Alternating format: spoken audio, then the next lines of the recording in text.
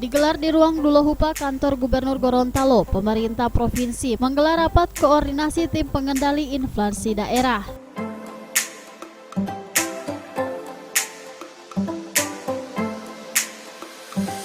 Rapat yang dihadiri pejabat provinsi, kabupaten, dan kota tersebut dihadiri dan dibuka dengan resmi oleh Wakil Gubernur Gorontalo Dr. Andes Haji Idris Rahim MM.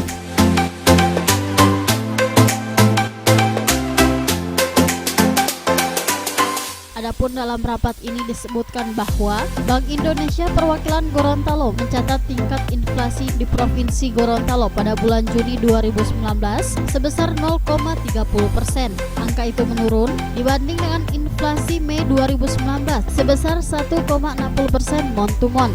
Dan secara keseluruhan, IHK Gorontalo tercatat inflasi sebesar 2,04%, masih di bawah sasaran tahun 2019 sebesar 3,5+1%.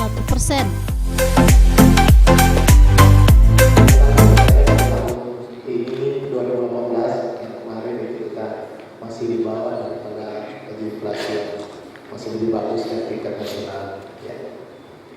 2017 kemarin, ini 2016 juga kita masih di lebih bagus. Ya. Yang jelas kita lihat terakhir bahwa 2018 masih di bawah dari tingkat nasional. Kalau kita lihat sedikit masuk dalam perkembangan bulanannya, di tingkat bulanan ini kita lihat kalau mulai dari 2016 sampai 2019, khususnya kalau kita lihat di Mei Juni, karena ini kan pada bulan Ramadan dan Idul Fitri ini yang perlu kita cermati bersama. Dari BPS juga kita bisa lihat bersama di sini.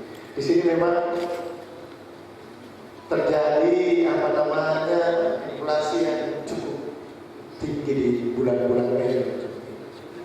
Ini tadi saya diskusi dengan Pak dari menghadapi hari raya keagamaan, sebagaimana tadi dikatakan oleh Pak Sekda, bahwa kebutuhan bahan pokok maupun kebutuhan barang strategis itu meningkat, permintaan meningkat, pasti harga naik, dan pasokan kita pasti terganggu.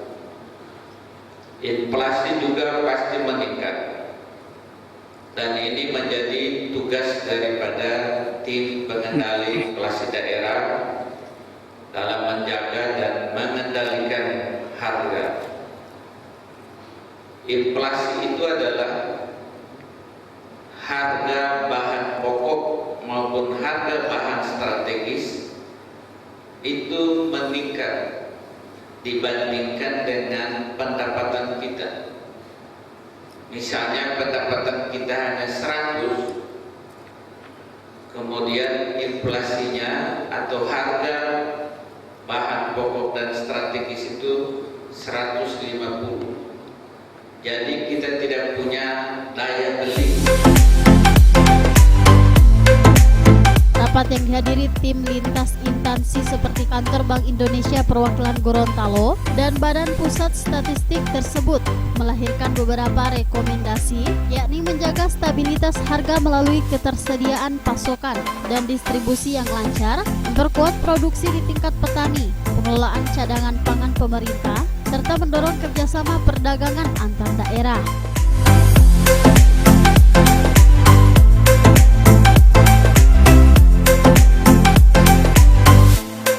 Tim Liputan Advertorial Mimosa TV.